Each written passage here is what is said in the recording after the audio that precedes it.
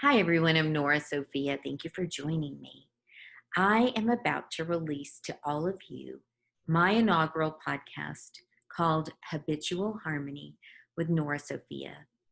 What you can look forward to are monologues from me, along with interviews like this one with Tony Boldi, where I get to sit with folks and ask them how they cultivate and create inner peace throughout their day and in what we do.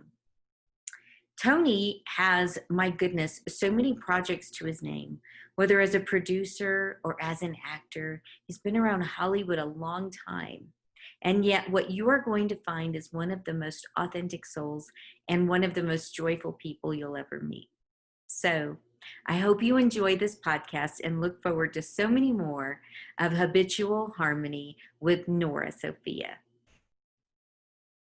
Hi, everyone. Thank you so much for joining me for the very first episode of Habitual Harmony with Nora Sophia. Today, I have the honor of hosting the Tony Boldi. And if you don't know who he is, Google him, you will see he has done so many things, and it is such an honor to hear how he lives habitual harmony in his life. Hi, Tony. Thank you for being with us. Hi, what an amazing honor to be on your first inaugural show of your major comeback. I know you've done podcasting, you've had a great successful career prior to this, but I'm so happy to be part of your next leg of your journey. So thanks for having me. And you're hosting me. What an honor. You made So fun. I'm just so thrilled because I know that when we got to talk on the phone prior to the show, it was so easy. You are somebody who truly lives from your inner peace, and I just love that. So I can't wait for you to share more. But first, tell us a little bit about your sort of backstory and background. Well, this leg of my journey, I'm a film producer, and I've had the pleasure of working with great producers and writers and directors like Gary Marshall, the late great Gary Marshall, and I've worked with his sister Penny Marshall and the Marshall family, and I'm currently working with his son Scott Marshall at this time, and proud to be part of their production on this next feature film that we're working on. So that's just the near and dear part of my production life. I also work with a showrunner from Viacom, so we're able to put on some reality shows. You know, if you can't beat them, join them. So I've gotten into the reality world. Prior to this, I had about 10-year stint in actual reality television myself, way before it became whatever reality television is today. But tons, and I made a great living as a reality television guy. And then it became, I should have stuck around. I might have made some real money, but it was a different time back then. So you can find some of that stuff on my IMDB internet movie database, or international movie database, some people call it. But I've got over, 220 credits there. And prior to that, I did music, had a wonderful career in music, and got signed with some guys from Wax Tracks out of Chicago, and got a tour and playing drums and just living the life of a touring rock star for a short stint before I got to LA. So done all sorts of wonderful stuff. But now I teach young actors, and just some of the most amazing actors you'll ever meet. How fun. Well, I am so excited you're here, and we're going to dive right in to talking about all about you. So thank you for being here. Thank you. I'm honored. Thank you. When we work on sets, we tend to find that our set family is our family for the 2 weeks, 2 months, a year that we work with them. That's our family. So if you learn how to live with maybe some frustrations with your family, maybe some setbacks, maybe some things aren't going the way you want them to go, but you can center up internally because you're self-aware, I think that manifests to your entire set and in your relationships with other people. And then people just want to be around you. And next thing you know, you say that you've had 220 IMDb credits. So you wouldn't have that if people didn't like you. I promise you. People don't want to be around people they don't want to be around, and they just aren't. So my answer is self-care, self-love. And it sounds like your podcast is for that as well. Absolutely. And it's interesting because some of what I teach when I'm working with folks who have a hard time sort of getting to that place of quieting the noise within them, I remind them that it's a lot like being a method actor, right? Because you have a script and you become that character So could you speak to that, because you've been around that so much, and how much of that is visualization? What does that look like when you're speaking to that? Well, I've studied a lot. I've taken a lot of acting courses. I've taken a lot of interpersonal communication courses through college.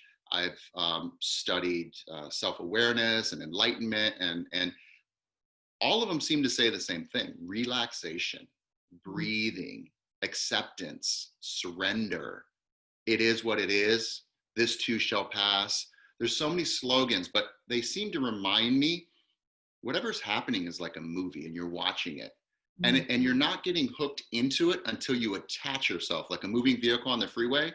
As soon as you grab the moving vehicle, you're being dragged with it. But you could watch that moving vehicle go by as fast as it goes by or as crazy as it's going by, and just watch it. And so I try to live my life, even though I participate in my life and I'm active in my life and I accept what's happening in my life. I try to be proactive as well. And I try to understand that maybe it's not about me, the four agreements, right? You know, just surrender to, don't take it personal. You know, it's not always about us. It's about us. And even though you're witnessing it and it's right in front of your face, and maybe they're even saying your name, maybe it's not about you. Maybe they feel so safe around you that you're not going to leave them, that they're able to let go and let it out because they trust that you're still going to be there. Now, I don't say that's, you know, the wise choice, but sometimes when we're drowning, we're not looking for the best backstroke. We're drowning. We want to get out of the water, and we'll cling to anything that's there for us. And I look at people that are having a meltdown in front of me as drowning. And so instead of jumping in with them, I try to throw them a life raft, whether it be encouragement, a friend, being available, sending a life raft. By me giving, I'm receiving. And so these are just a lot of little tricks that I use because my business is very stressful, as you can imagine. And if you don't find ways to survive it without having a heart attack, which means surrender, you're not going to have a long career. And so it was survival, really. In the end of the day, it was just survival. So I don't mean to talk so much, but what a hot topic, right? Oh, I'm excited to hear, because I know you have so much experience, and I'm wondering, did you have this modeled for you growing up? What was that like for you? Oh no, not even in the slightest. I mean, I don't ever want to throw my family under the bus, but you could say I lived in I had a dysfunctional childhood. You could say that. But you know what? It's my choice on, do I hang on to it the rest of my life? Do I learn from it and give back and share and help my family? And I've been able to, and I've been blessed to be able to love my family no matter what's going on, and to love those around, even maybe when I'm not feeling at my best, right, in the zone. I still have to remember, and you know, I've gone to many different organizations, one of them being an Agape with Michael Beckwith, who we probably both know very well. We love Michael. But Ricky Byers Beckwith would say, I love myself so much so I can love you so much, so that you can start loving you so much so that you can start loving me back. Right? That's a powerful 4 sentences. So it starts with me. Right. All I can control is me. And so in the self-growth and self-awareness and self-love and self-caring, I'm finding that everything seems to fall into place versus me trying to force it into place. And trust me, when you're hurting 100 or 200 people on a movie set, you want to control them all. Right. You can't. You just can't do it. You have to hire the people you trust. You hope they know what they're doing. And it's like in an orchestra, you just let them play their part and you have a beautiful symphony. Was it hard for you to, and do you still, because I know that for me, I say that I'm still learning me. And we, you know, we evolve with time and experiences. And I think that it's really, sometimes it can be startling when we realize some things about ourselves that we never knew. I know that for me, I speak in metaphor a lot, and my good friends will say, do you realize that everything's story for you? Well, that's my business. I'm a storyteller. So it's really fascinating when you start paying attention to the stories of your lives and you begin seeing patterns. Was that interesting for you as you've learned yourself?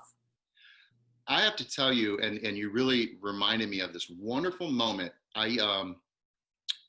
I used to have separation anxiety. My mother had to work. She was a single mother of 2 children. She had to pay the bills. And so you have to go to work. But as a child, I didn't know why mom was leaving.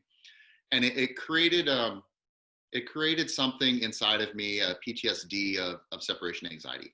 But I was young, I don't know, 8, 9 years old.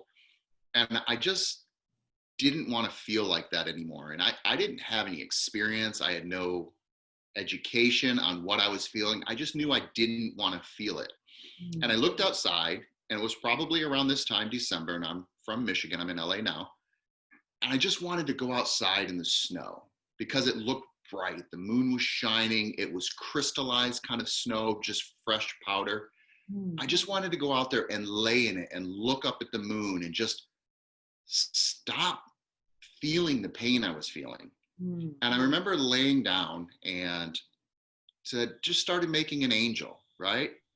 And just surrendered to the pain. And all of a sudden I realized I heard God's voice for the first time in my life. I heard something that wasn't me or through me or whatever it was. That was the first time I heard that self-talk. But the "you're going to be okay" self-talk, not the it's coming to get you self-talk. And I didn't think much about it, but then it happened again in high school. I was walking to high school and I walked by a church, and all of a sudden I heard something talking to me on the right. And I'm like, am I losing my mind? Like, what is that? Well, because of exercise and because of walking, you're letting go, right? Because you're in an activity, a physical activity. So I let down my guard and the voice came in. Now, the voice, I think, has always been there. And it's a healthy voice. It's the quiet, small, still voice that is your self-talk, your self-love. Some people call it God. I call it God. And I heard it and I said, I'm going to listen to it this time. And then it started coming back more, and it started telling me directions, and it started giving me "I'm going to be okays," and it stopped being this loud negative, "you're horrible, you're bad, you're never going to make it, you're not going to amount to anything." That went away. And it's like, what is this? And so then I started taking courses in college, psychology courses, self-awareness courses. I went to the Forum. I did some of their courses. I just started going on the quest, right? Where you're searching, what is it? Why are we here? What are we supposed to do? Who am I? The quest. And that started in 92, actively in 92. And we're in almost 2021. And I've still quested. I've gone to Buddhist temples. I've gone to everything I can think of, from agape to churches, to Catholic churches, to, I married a Jewish woman. I just was on the quest. And so temples and meditation, outwardly, inwardly, and it all said the same thing to me. When you're searching, you're there. But when you think you found it, you missed it. When you're searching, you're there. But when you think you found it, you missed it. And I didn't know what that meant. But I realized later in all these different practices, it's the opening up to the whatevers, the what ifs, the surrenders. Look what's going to happen, watching the movie. And in that is where all my peace exists. And if I can share that with anybody that's listening, you can't make it. You have to let it. And so I'm 53 now, and I'm still on the quest because that's where the peace is. So I'll never have it as long as I'm always allowing it. And that's just kind of what I've experienced so far. No, I love that. One of the things that I often will share with my clients is don't rest in peace, live in peace. Oh, amen. Learn to experience that. And what you're speaking to for me is the intuition that we are created with, but with triggers, with labels, with wounds, we quiet that voice so much that we lose it. And it isn't until we learn to quell what I call the white noise within us that we get to not only be available to it, but be responsive, so that it can tell us who we really are, not what the world has told us that we really are. It's beautiful because we are what we are, and that's what we are. And they say when does the hole stop getting deeper? It's when you stop digging. You're digging your own hole. And I've heard so many great things throughout my journey, but the dash between your birth date and the passing date, or the transition date, however you want to look at it, that dash is your whole life. That Mm. little tiny dash is your life. Don't dash through life. It's like, it was profound to me. It's so simple, but there's a start and there's a transition, whatever you choose to call it. And in the middle, that's your experience. It's beautiful. It's Yeah. beautiful.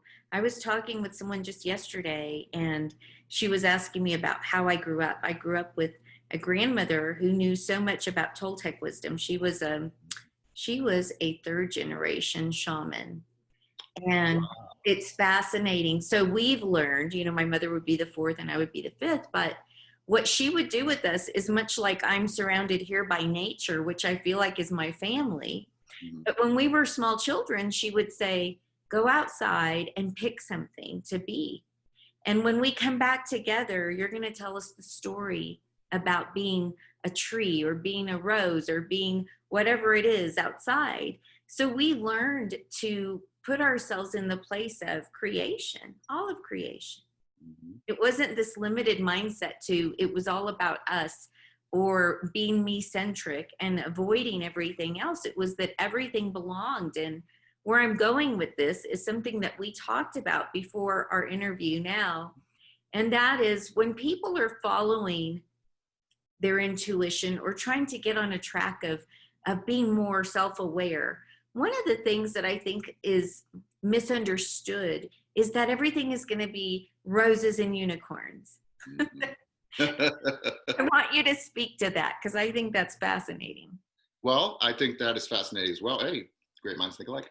Yes. Cheers. Cheers. Um, Life is interpretation from Mm. your experience. And this is just things I've learned along my journey. Doesn't mean that it's fact, it's my fact. So to say that your life is all going to be bliss Mm. is limiting your experience of life. Sure. Because if we don't try things that scare us, right? We've seen some great motivational speeches on YouTube or in person or seminars. But you hear all the time, if you don't try something that doesn't scare you, you're not really living. Now, don't go to the point where you're going to cause yourself death or harm, but Mm. within reason, within training, push yourself past your fear zone. I would never have lived in LA with my fear of separation anxiety, right? With my fear of losing my family when I'm here in LA and they're back in Michigan. How did I get to LA? Mm. I got to a point where I heard that voice again that said, just go and experience. You can always come home. Mm. So, with that safety net, you can always come home. I kept leaving further and further and further and further and further. And I've been in LA almost 25 years now. I talk to my mother every day. I love this Zoom technology. The only thing I can't do is physically hug her. The technology's there. They have those robot arms that you can put in USB in, and you can give your spouse a back rub, or you can hug your mother with them. But it's not the same. But it's about as close as I can get. Mm. And so, yes, in my 25 years in LA, I have had some stories that I could write books about, good and bad. And Yeah. I've had trauma. I've gone through a divorce. I've lost dear loved pets. I've lost friends. I've lost relatives. And I just have to remind myself it's all an experience. And when, let's say, somebody dies at 80 years old and you feel this tremendous pain because of your loss for them, not of their leaving the planet, it's your feel like you're losing that experience. But they lived their life. Now, Mm. if I die at my age and they died at 80 and I attach my hook to their moving vehicle and feel like, oh, because they died, I died at 53, then I'm losing 30, I don't know, 25, 30 more years of experience to even get where they are. Mm. So I think people forget when there's a passing. Yes, it's sad. Yes, we're supposed to mourn. Yes, we're supposed to love and then let go and be free. And same thing through separation. It is painful if you hang on to it as, what was wrong with me? Why wasn't I good enough? Why couldn't I have saved the relationship? What did I do? Or anger, anger, anger, which protects us from feeling what we're really feeling, Mm. pain. A lot of us deal with anger so that we don't have to feel the pain. But it's all the same thing. It's loss. It's loss of what you're used to and comfortable with. Because we don't want to live outside of our comfort zone. We all know that, especially here in America. We like our convenience. Mm-hmm. And you take our convenience away, or you take our so-called freedom away, which we're going through here in COVID, and you find a whole lot about yourself. I mean, we've had a COVID year. I often joke like a light year or a COVID year. Our COVID year, it's crazy because we have to sit and deal with ourselves and face our own fears, and we can't run. There's nowhere to run. There's nowhere to go. It's like you have to deal with it. And I hope anyone that's listening to this that has pain or fear, don't know how they're going to get through with it, this too shall pass. This is not going to be forever. This is not the new normal, in my opinion. But though there's been people that can't take it and they take their own life, and that's tragic. Because a lot of people forget this is not forever. And they think this is how it's going to be forever. I'm going to feel this pain forever. And that's not true. Because if you believe in balance, yin to the yang, a pendulum, it's going to swing back. If this is the amount of pain you have, I promise you're going to have that much pleasure. I promise, from my experience. So hang on, right? You know, when you're going through hell, don't sit. Keep moving. Keep going. And I think part of it is taking the risk to keep going. Absolutely. Right? I mean, for me, I moved so much over the last year, like Goldilocks. Like this city wasn't comfortable enough, so I'm going to go over here. And part of it was, you know, visiting with my son or visiting with friends and just being. But I think it was sort of fun for me because, like you, it wasn't separation anxiety, but I was an agoraphobe when I was early 20s. I literally didn't leave my home for 2 years. And so it's kind of fun when I look at the nomadic nature now of what I'm willing to do, because I no longer have that fear of the what ifs.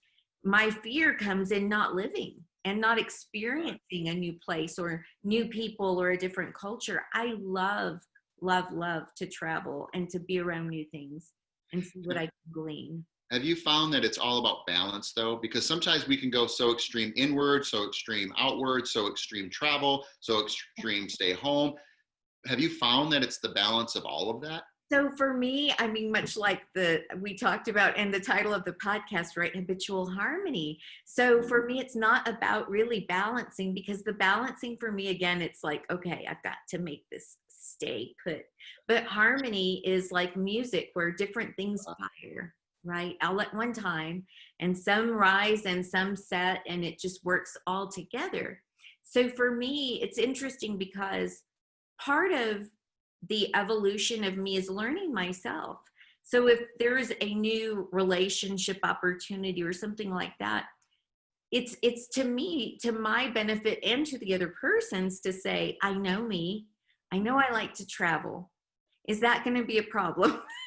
I mean, it's being open and honest, to not conforming because you're so desperate to hold on to something, but it's learning to be free within something else. Well, it's a wonderful story that you reminded me of, that I've never been able to read the Bible. It just didn't make any sense to me. It was a foreign language. And this year I was able to just read it. I've had nothing but time. And I had a study guide, a digital study guide from the internet. And I was able to read it so that I could actually ingest the stories. And one of the stories talked about the manna, and that they were provided in the desert, their manna, but if they tried to keep it for more than one day, it went bad. And God always said, the manna will be there in the morning, trust. Yeah. What a powerful story. Like, if we trust our manna is going to be there in the morning, we don't have to hoard, we don't have to stockpile, we don't have to fear. We have to surrender, self-love, experience, and go out of your comfort zone. And then look back and you have a book to write. That's right. You have a book to write, to share some, because you can live 100 lives in one lifetime by reading 100 books. Yes. But you can't live 100 lives. Right. So live a life that somebody can learn from when they're reading a book, because you're giving back your experience, and let that generation leap forward 100 lifetimes from your experience. So you're giving back. Like, what's your legacy? I'm involved with a company called The Best You. And We have a platform, now it's digital, but we've had a physical platform around the world where speakers, amazing speakers, billionaire speakers, successful speakers, people coming back from tragedy, share their story. Right. And I'm blessed to be able to be one of the hosts, one of the main hosts. And what an honor to hear all these wonderful stories and learn from their experience and be able to give back and share to my kids when I'm teaching my students, and to be able to just find my harmony. And I like how you say harmony is not balance. Balance is rocks and a scale. And harmony, we said, was like a music chord, like a C, E, and G. And when you play all three together, you have a harmonic note. Yes. That's just bringing beauty through a note that can't be by itself as beautiful as the three combined. Mm-hmm. And when I hear harmony, when you put it in that perspective, I'm like, whoa, yeah, okay, let me have harmony over balance. I love it. I love it. Yeah. I agree. And I agree that it's about trust. Part of the things that I work with and some of my clients that I do transformational counseling with, they're afraid. I mean, going back to fear, their fear is they won't be successful. Their fear is this. And rather than taking the risk and trusting, as you so beautifully said with the story biblically, they will live in fear, and then that year will be repeated several years over, Right. like a bad script you can't get rid of. I mean, it's really fascinating to me. But when you ask them, what would it look like to take a risk? What's the number, that we're going to put to that? How are you going to make that happen? And they realize that their neural pathways begin firing a little differently. We have to shake that up. How much work have you done in learning to retrain your brain, Tony? So much work, but it's not actively pursuing counseling therapy, although I've gone through that.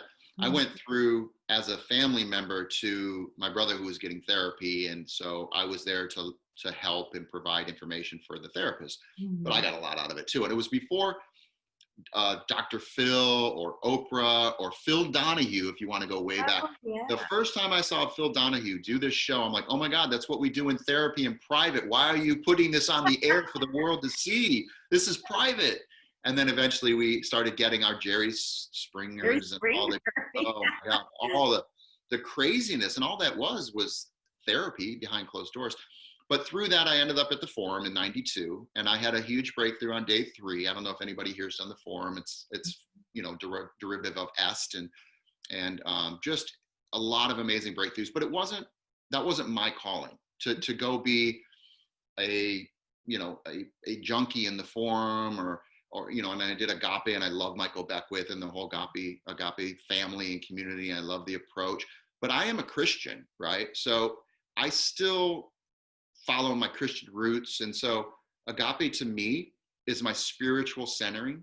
Mm-hmm. My church is going to educate myself and be with my spiritual family. And then my path going, being married to a Jewish woman, and I've DJ'd for many years at temples for bar mitzvahs, and I've experienced in chanting in Buddhism through SGI, and I chanted for a year or two, and then I went and through the shaman, and we would sit around a fire and we would tell stories around a fire and then throw it into the fire for it to burn and just be gone.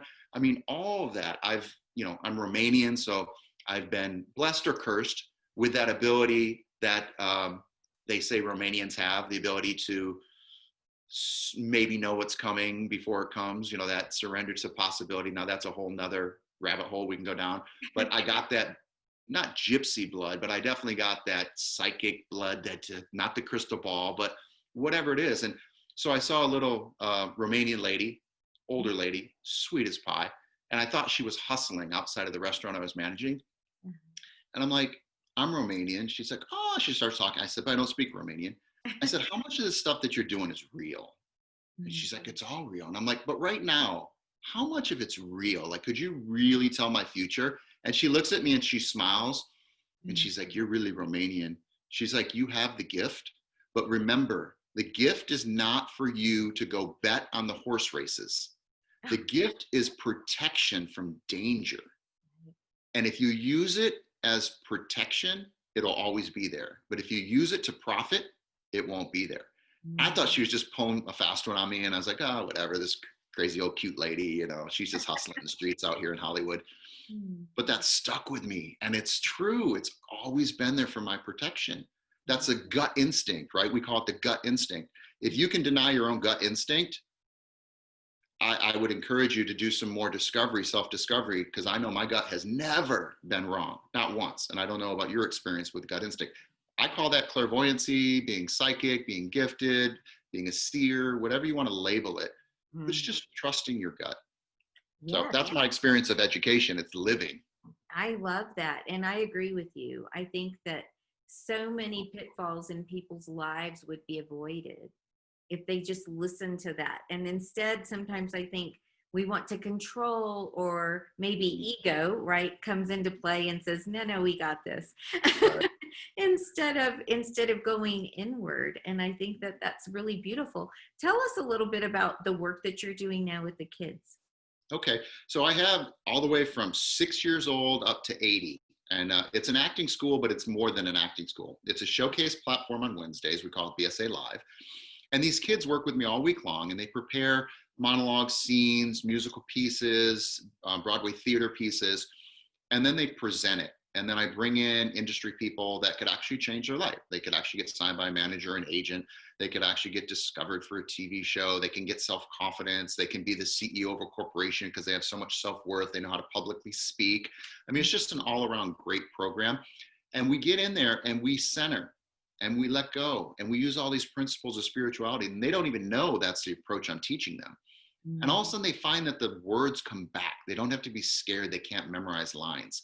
And then when you take the fear out of knowing your lines, you can allow the magic of response, impulse, and not what we call indicate, like you already know where you're headed. And you allow the journey to unfold on stage. And these performances from these 6, 7, 8, 9-year-olds, 12, 13, 14-year-olds will blow your mind. Like, where does this come from? And I'm finding it's coming from relaxation. It's coming from trust and faith. It's coming from something way deep inside of us, emotional connection. And it comes out honestly and organically. And then when they're done, they're like, whoa, what just happened? And we're like, it's art. Art comes through you. Anybody that's ever done art that really centers and lets go in their art, like when you write a story. I used to write feature films, and I couldn't wait to wake up and wonder how the film was going to turn out because I wasn't writing it. I felt like it was coming through me. So I was like, what's happening next? And I'm just typing. I wonder what's going to be next. And it's like, how can a writer go, I wonder what's going to come next? But they say I was channeling something and it was writing through me. I don't know, people that are writers or artists or sketch artists, or who knows what that is. And I don't have to define it to appreciate it, it's just it's a wonderful feeling to witness this on our stages. So again, it's every Wednesday, LA time, 6 to 7. Everybody's welcome to experience it. Or if they want to join, they're more than welcome to contact me through you. And we can maybe allow you to get past some of your fear by standing on stage in front of people and just being okay with it. Just being okay with it. And find out that no, you're not going to die because you have fear, anxiety, and just breathe through it. And that's where I take all my experience in life and my lessons and give it to these kids. And then I tell the kids, I said, you're going to do this for your generation's next generation. Maybe this is not your calling, right? Like acting is always the gateway in, but some people use acting and they become directors, writers, producers, they become teachers, they become managers and agents and casting directors. But to allow yourself to go to that fear, the quickest place you're going to find fear is standing on stage. You are the most exposed and feel the most naked when you're on stage. So for me, it's been one of the best training grounds for my surrender. How beautiful. How much of that would you describe as teaching people to live in the present moment, Tony? Everything in acting has to be, you have to experience what's happening. You have to listen, you have to respond by taking in, and your response happens. And then the dialogue is just kind of verifying what just happened. So if an actor says their line before they really listened and took it in, and then it physically responded, and then they verbally responded, we call them indicating. We say they know where they're headed before they get there, and we don't believe them. And you can have a lot of people watch feature films and know if that's a good actor and that's a bad actor, but not know anything about acting because they just know it doesn't feel right. Mm-hmm. So we teach about staying present, staying in the moment, staying centered, staying relaxed, trusting the process, trusting your instrument, which is your body. And in that, you're going to get the results you're going to get. And that's the same thing in life. If you do life that way, you're going to get what you're going to get. Right? So maybe it's not going to be so bumpy. Maybe life is really happening and maybe all the craziness is really happening. Maybe people are really passing and maybe you're really sick and maybe you're really losing your mind. But if you don't attach your story to that's who I am and this is forever, maybe it's not going to be so tragic and so bumpy. Yes, it's happening. But does it have to happen and then the residual of throwing a pebble in a pond and the ripples going and you want the ripples to stop, so you run in the pond to stop the ripples and you create waves? Maybe you just let the ripples dissipate. You know, or maybe you're the butterfly that you flapped your wing and that wing created winds that created blissful things around the planet when it was needed. Just from a little, we don't know, but just do your part. And my doing is surrendering. My whole message for today is surrender. Surrender to we don't know what's going to happen. Right. And I don't know. To the moment, I think one of the things that I sort of encounter with a lot of people, and I went through it myself, is, as you would call it, indicating. I didn't feel the present moment. So you know how you would say to somebody, they need to return to their senses. That's how I describe present moment now for people that say, I don't get it. For me, present moment, I am able to see, hear, smell, taste, everything happening within that moment.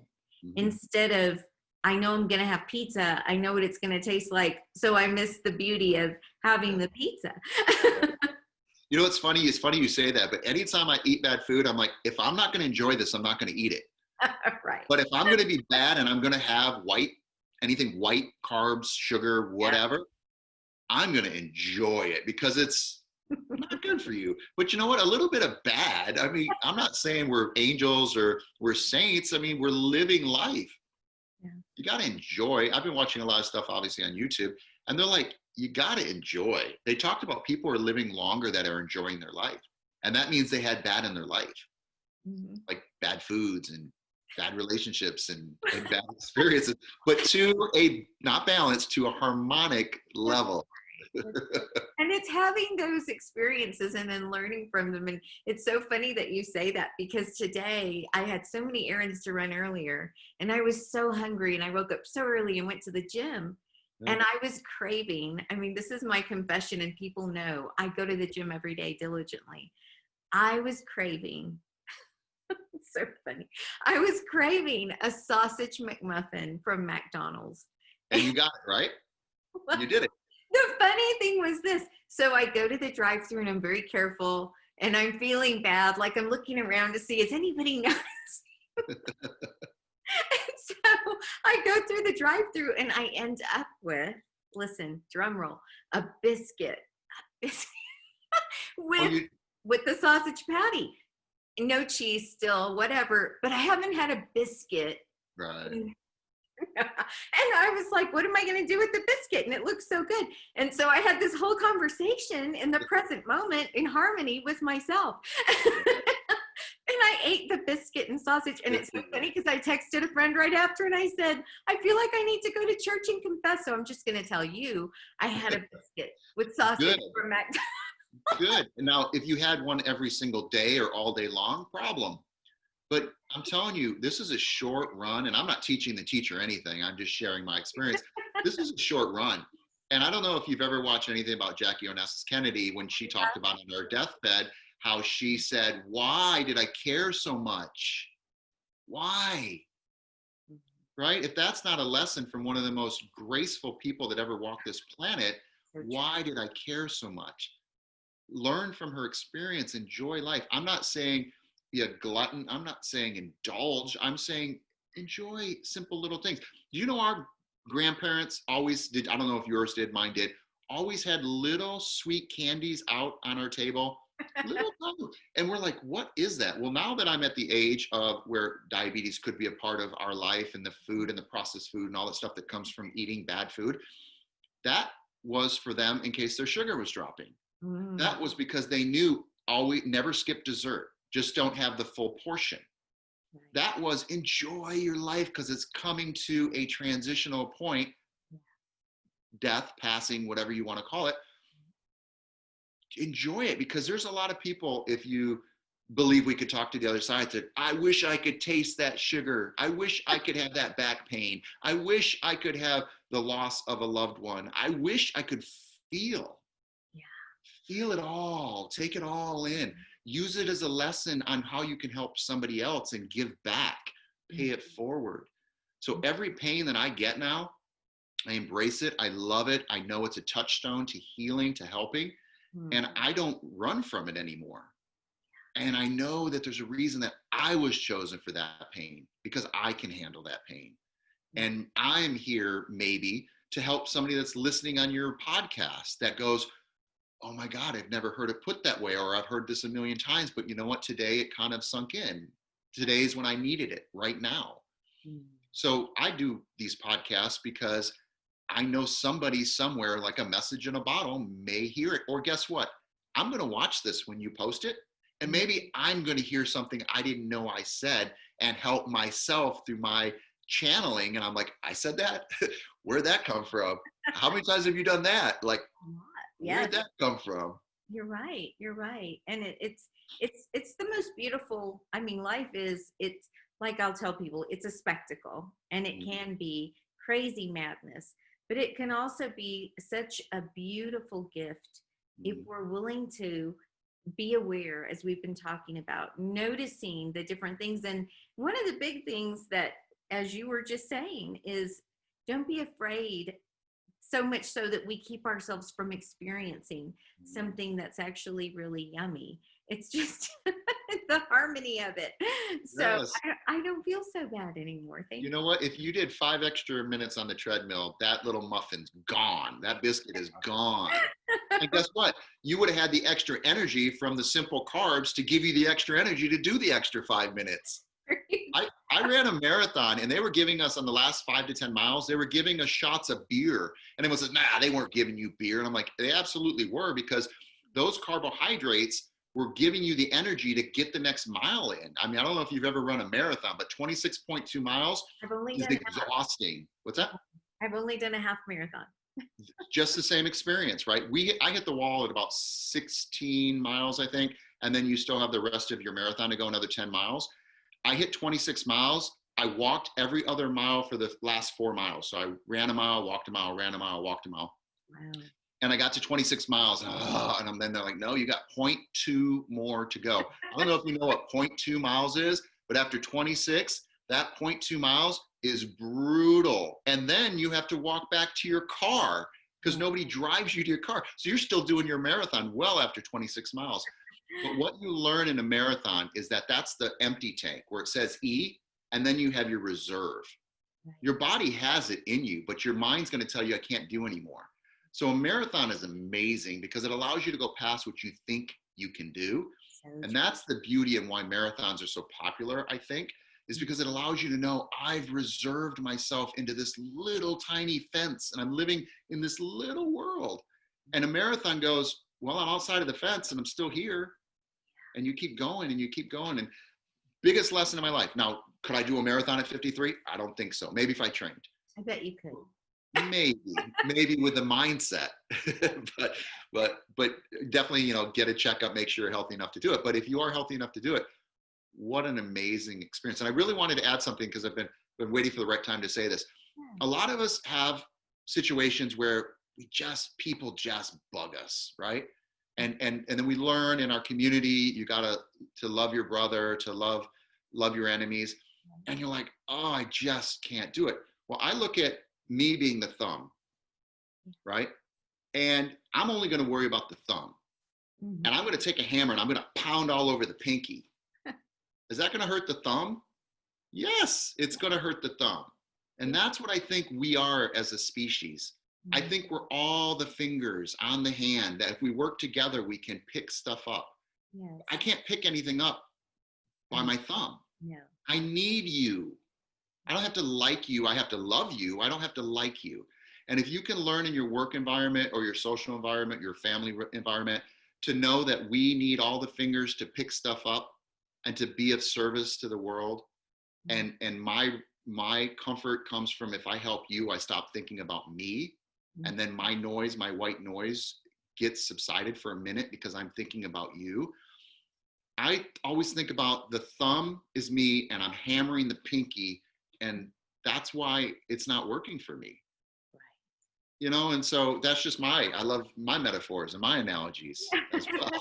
That's so powerful, and it's true. And I think that so often when we hear something that sort of pricks us, and rather than asking, tell me more about that, or why do you feel that way, we just want to hammer the pinky. Yeah. We want it to go away because we don't want to feel, nobody wants to feel something uncomfortable. But that's, some of that's our society right now. We're so used to getting it now and faster. I mean, Amazon's now starting to tell you what you think you want, and they'll send it in the mail before you even order it. I don't know if you've watched any of these crazy documentaries, but they're like, okay, we got it to you in 24 hours, but how can we get it to you faster? We need to tell you what we know you're already going to figure out and get it to you by the time you realize you want it, and there it is. That's crazy, and that's real. So we're so used to, I want it now, and I want it here, and I want it fast, and I want it convenient. I want to feel good. I want sugar. I want alcohol. I want to pleasure. I want the endorphins from working out. We get addicted to working out because we get high, Yeah. And so whatever it is, moderation is the key. And I'm not a teacher or preacher. I'm not 100% certified in anything except my own experience of when do I feel in the zone? When do I feel at my best? I feel at my best with 8 hours rest, healthy food, right proportions, not too much, not too late. I've removed alcohol almost 10 years now, so I haven't drank. I don't have a desire to drink. I didn't have a need to quit. I had some bad experiences in relationships that kind of stopped happening when I quit drinking. What's the coincidence there? But I'm the common denominator. But my zone is balance, harmony, as we put it here on your show. That's my zone, and that's when I'm the happiest, is when I'm helping you, because I'm really helping myself, helping. And then you're going to help me when I need you. Yes. It's just simple. It's really simple. It's just hard to do. It's easy to say. Well, if it were easy, everybody would be doing it every day, and we wouldn't look like we do now in our culture. Well, you're forever 21. And think about it. Have you ever gone to the gym and wanted to turn around and leave because you went to the gym, you showed up, and you just wanted to leave? This morning, you know why? Because I forgot my tennis shoes and I had on my snow boots. And this has happened twice now. And it's really funny because people go, she's going to work out anyway. And you did. There I am with my snow boots on and my leggings. It's kind of a cute outfit after all, but. I love it. So do you have tips that you give your audience on how to work out at home, since we're all in the COVID lockdown and some people can't go to gyms? Absolutely. Body weight workouts are awesome. Obviously, stretching and yoga. There's so much online now, but just simple body weight stuff, even just walking around doing little laps in your house. I mean, it's just motion creates emotion, right? So when we're down in the doldrums, just get up and start moving. I'll do some stretches just to get my blood flowing as soon as I wake up after my gratitude prayers and journaling a little bit, because my body feels better when everything's sort of flowing. Yeah. And it's too easy, especially when you're in a cold place, to want to just snuggle. Yeah, I make myself walk around for a good hour or so every day, whether I want to or not. And a lot of days I don't want to, but I know from experience, contrary action. If I'm sitting, I stand. If I'm inside, I want to go outside. To change your environment changes your headspace. So I'm like, all right, I'm going to do it. I'm not going to do it for exercise. I'm going to do it for mental relaxation. Yes. And then I go for my walk, and about halfway through, I'm like, oh, I'm so glad I did this. Yeah. And then about, almost before I'm done, I'm like, oh, I can't wait to get back home. But prior, it's like, I got to get out of here.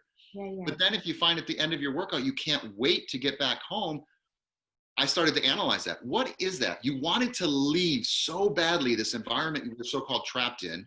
Yeah. And then when you do go out, you can't wait to get home. Great experiences, you go to weddings or go to experiences. You'll always find, because I DJed for 30 years, that nobody really lasts longer than 4.5 hours. That if you get out of the house for 5 hours, you are so grateful to get home by that fifth or sixth hour. Mm-hmm. Grateful. What is that? Yeah. We want a different experience. Yeah. Why are we all in tune of knowing about 4 or 5 hours is all we really can handle? Right. Oh, I don't know what that is, right? But I do know that I've witnessed it again and again. So we always had to make sure the cake was the last thing that we did, because people leave at the cake. So if you do the cake at 2 hours, party's over at 2 hours. If you do the cake at 4 hours, party's over at 4 hours and 15 minutes. So the cake was the keeper. Wow. But I experienced, if we tried to do the cake for 5 or 6 hours, they'd still leave. Oh, wow. So It's like, no cake. I'm done. I'm out of here. yeah, everybody. It's so subconscious in all of us. So we know the cake was the finish line. But if you go too far, they're like, we're done. Because your biological clock says about 4.5, 5 hours, you're done. So any wedding planners or event planners know that when you try to do these 8-hour events, you might want a second crew to come in, a second party crew coming in at the second half, the night crew. Well, what I think of when you speak to that, Tony, is now that everybody's working from home, I wonder if that applies to that too, because my firm and I are putting together sort of a toolkit for employers and employees to have harmony at home, as now we have spouses working in the same space, kids learning in the same space. So how do we cultivate that? So that's really powerful information. It's funny you say that, because I psychoanalyze everything, because I'm a Virgo. And when this first COVID year happened, right, I was like, okay, I know I'm going to go crazy. I was projecting that. I was manifesting, self-fulfilling that. I said, so no, let's not do that. Let's build a routine, because I know we have routines from work and pleasure. And then I looked around the house, and I have different seating areas, different chairs, couches, tables, beds. I'm like, let me assign this chair to this part of my life and this chair to this part. So I ate breakfast at the table. I slept in the bed. I sat in a chair when I wanted to read. I sat on the couch if I wanted to watch TV. I sat on my other chair if I was teaching school.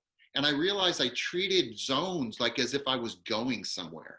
And it mentally worked for me. Now, maybe I'm a little crazier than others, but it worked if I designed my life based on the little space that we're in. Some have bigger spaces than others, but at the end of the day, you're in a COVID year, it's going to get small. It's going to start to sink in on you. So I designated areas, and I found myself going through and, oh, wow, it's already been 2 hours. Oh, I've gone through 6 hours of my day already. Wow, that just flew by. Right. Right. No, I agree with you. And that's part of sort of the success that we have found is now more than ever, you have to have your living space designated for how you are living in it.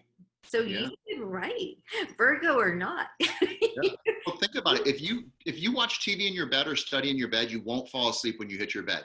But if you just use your bed to sleep, the second you get in your bed, you're out. So people that have, sleep apnea, or people that have a sleeping disorder, I have a couple students that I'm trying to help with their sleep, because their sleep environment's messed up because they're not as active. So they have more energy. Maybe they're drinking more coffee. Maybe they're eating too late, and they're not able to sleep, but yet they still have to get up for certain, some are still in school online.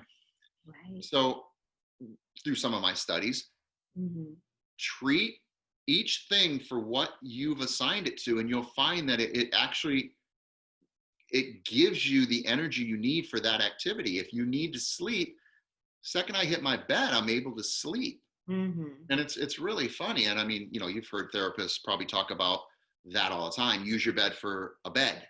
Right. And use your couch for a couch, and use your dining room table for food. And it's simple, but it's things that other people have to remind us that we forget, because it all just kind of blurs and blends together during this COVID, because a lot of people have worked their whole life. I've always, had a different type of lifestyle, because I've always worked in the nightlife and the entertainment life. And so I always work on holidays. I always work at night. So I've never not had the experience of I've never really had to go to a 9 to 5. I've been blessed in a 5 to 9 or a 5 to 5 in that night world. But I find people that were in their 9 to 5 for 30 years of their life. This is hard on them. Mm, And you hear all the time, unfortunately, when some people retire, that's if they don't get another hobby, they end up passing on after they retire, because it's just like they don't know subconsciously what to do. The body in motion stays in motion, body at rest stays at rest. right. And so stay busy, even if it's creative busy, even if it's exploring busy or physical busy or love busy, sharing busy. Mm, Stay busy, not just idle busy, but productive busy. yeah. But just don't sit in it and watch TV. I mean, watch some TV, but or don't or on the computer. Put yourself in a routine, just like you would be if we weren't in COVID. It's true. And I find there's a lot more peace in my life. And then if I have peace, then you have peace when you're around me, right? It's all relevant and it's all relative because we impact one another. I love that. So we are coming up on the top of our hour. It went by so quick. Oh, Tell what a us, pleasure. tell us where to find Tony Boldi. Well, if you Google, I've had a really wonderful career, and I've a lot of it public. So you can just Google Tony Boldi, and tons of stuff come up. Um, I have an IMDb under Tony Boldi. I have a Facebook and Instagram and Twitter and LinkedIn, all under Tony Boldi. I have a tonyboldi.com, which is a website under construction. It's maturing, and then we have a bunch of TV shows that are currently on the air on Pluto TV, and um, all sorts of great shows coming up. I have the great pleasure of working with some of Michael Jackson's team, and working on a TV show with that crew. And so we have some big shows coming up, and just so honored that my career I say is just getting started. And even though I'm teaching and giving back, I'm still learning so that I have something to give back. So just TonyBoldi. And if you want to email me, it's TonyBoldi@yahoo.com. So it's a real simple brand. Awesome. Well, thank you again for being with us and definitely all of the tips in having habitual harmony in your life, Tony. Thank you so much. What a pleasure. And I hope we stay in touch. Thank you so much.